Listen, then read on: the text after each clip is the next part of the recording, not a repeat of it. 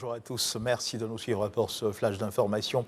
Le Conseil national de sécurité s'est réuni hier jeudi au palais présidentiel. Une réunion du Conseil national de sécurité qui s'est tenue sous la présidence du chef de l'État, Alassane Ouattara.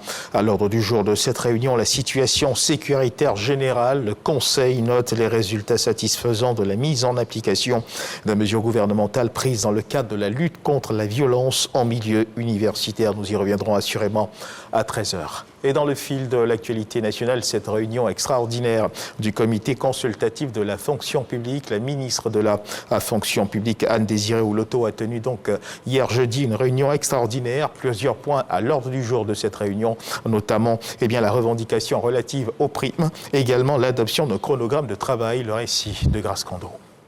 Le gouvernement ivoirien maintient la logique du dialogue pour répondre aux préoccupations des fonctionnaires et agents de l'État. C'est à juste titre que ce jeudi a eu lieu la première réunion extraordinaire du comité consultatif de la fonction publique, présidée par la ministre d'État, ministre de la fonction publique. Au nombre des points abordés, les revendications relatives aux primes, l'adoption de la feuille de route et un chronogramme de travail.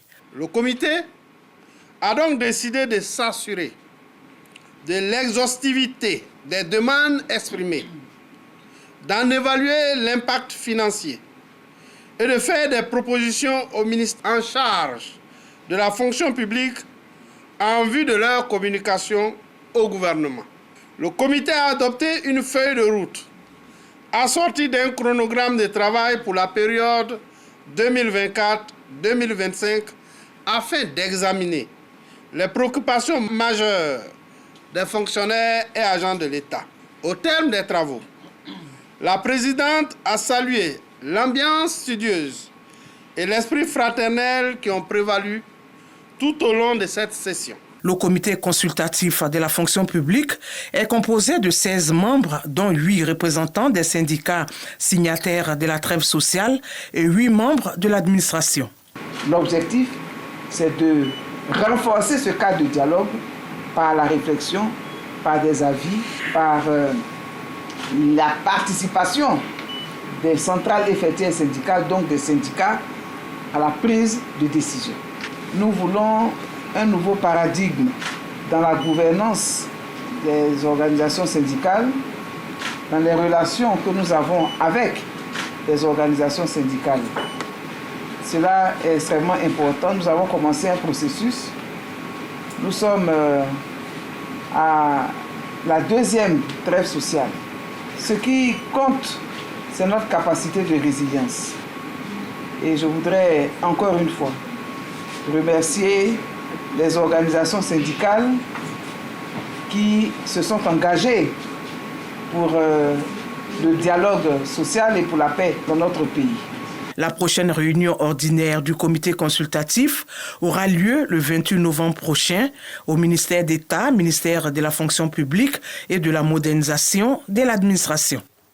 Et l'actualité internationale nous conduit au Kenya où le Sénat kényan a voté hier jeudi en faveur de la destitution du vice-président Rigathi Gachagua dans le cadre d'un procès en destitution pour corruption et autres allégations. Les sénateurs ont approuvé 5 des 11 motifs de mise en accusation de M. Gachagua, ce qui fait de lui le premier vice-président en exercice à être démis de ses fonctions dans le cadre d'une procédure de mise en accusation. En notant que le président kenyan William Ruto a nommé donc ce vendredi le ministre de l'Intérieur, Kithure Kindiki, nouveau vice-président, quelques heures donc après la destitution historique de Rigathi Gachagua, en conflit donc avec le chef de l'État. Et toujours dans l'actualité internationale, notons que l'Iran met une nouvelle fois en garde Israël. Le chef des gardiens de la révolution iranienne, Hossein Salami, a menacé donc hier jeudi de frapper douloureusement Israël si le pays s'attaquait à des cibles iraniennes en riposte au tir de missiles iraniens le 1er octobre sur le territoire israélien. La Syrie, notons également, a indiqué hier jeudi une frappe aérienne israélienne sur la ville portuaire de Latakia avait fait 2 blessés. Cette ville est l'un des fiefs du président Bachar el-Assad, allié du mouvement islamiste libanais, le Hezbollah.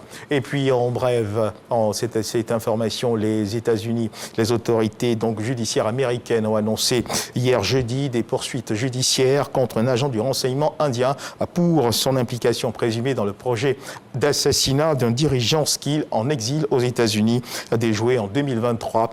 Vikash Yadav, au moment des faits, travaillait pour les services de renseignement indiens. Il est accusé d'avoir chargé un autre suspect, Nikhil Gupta, déjà inculpé et extradé dans le même dossier de commandité. Le meurtre de ce dirigeant séparatiste sikh installé à New York selon le ministère de la Justice et l'acte d'accusation.